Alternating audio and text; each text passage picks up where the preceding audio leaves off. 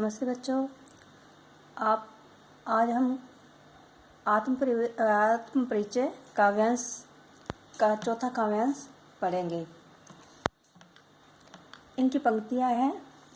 मैं और जग और कहाँ का नाता, मैं बना बना कितने जग रोज मिटाता। जग जिस पृथ्वी पर जोड़ा करता वैभव, मैं प्रतिपग से उस पृथ्वी को ठुकराता। मैं निज रोदन में राग लिए फिरता हूँ, शीतल वाणी में आग लिए फिरता हूँ। हो जिस पर भूपों के प्रसाद निछावर, मैं उस खंडहर का भाग लिए फिरता हूँ। इन पंक्तियों के शब्दार्थ इस प्रकार है। और का यहाँ तीन अर्थ है। एक और से एक है, दूसरे से अन्य है और तीसरे और यहाँ कवि के लिए किया गया है।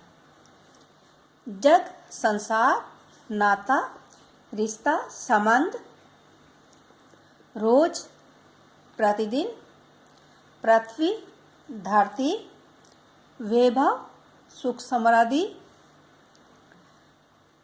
पग, कदम, रोधन, रोना, राग, प्रेम, शीतल, ठंडा, वाणी, आवाज, आग, आवेश, भूप, राजा, प्रसाद, महल, निछावा, त्याग। अब इन पंक्तियों का सरलार्थ करेंगे। मैं और जग और कहाँ का नाता, मैं बना बना कितने जग रोज मिटाता। कविता के इस अंश के माध्यम से कवि यह बताना चाहता है कि संसार से उसका संबंध चिरस्थायी नहीं है,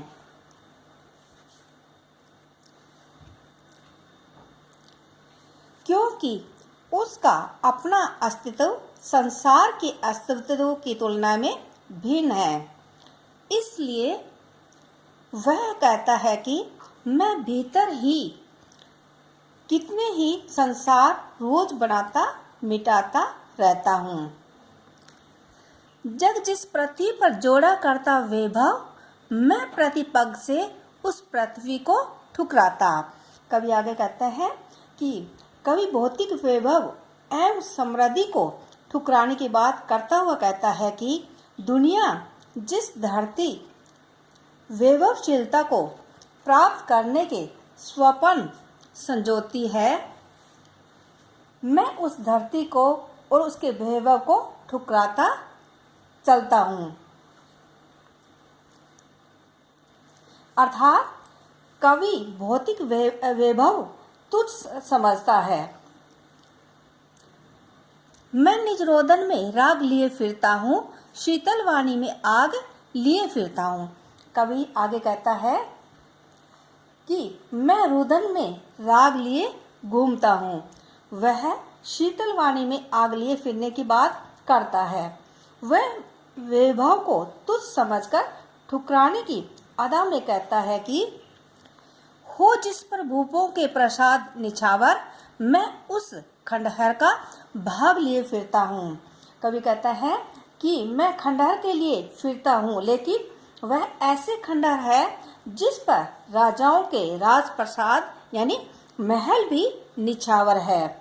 कहने का तात्पर्य यह है कि कवि यहाँ भौतिकता को महत्वहीन तथा सामर्थ्य को उल्लेखनीय मानकर उसे रेखांकित करता है। यानी यहाँ पर उन राजाओं का वर्णन किया है जिन राजाओं ने ज्ञान प्राप्त करने के लिए अपना सब कुछ निछावर कर दिया था। इन पंक्तियों का भाव यह है कि कवि इन पंक्तियों के माध्यम से कहना चाहता है कि उसका और संसार का रिश्ता भिन्न है। यह संसार जो धन वैभव को महत्व देता है, वही कवि प्रेम को महत्व देता है। कवि कहता है कि उसके भीतर कितने ही संसार रोज बनते हैं और मैं उसको मिटाता रहता हूँ।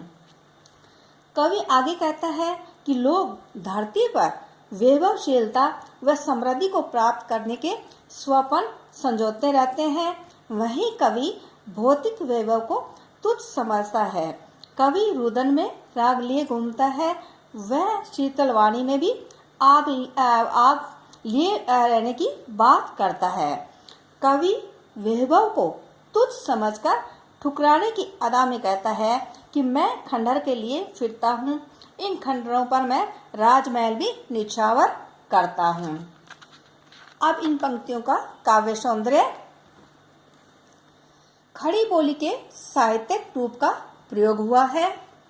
सहज भाषा को गंभीर भावों को कुशलता से अभिव्यक्त किया है और शब्द तीन बार भिन्न भिन्न अर्थ संदर्भ में प्रयुक्त हुआ है। यहाँ यमक अलंकार है।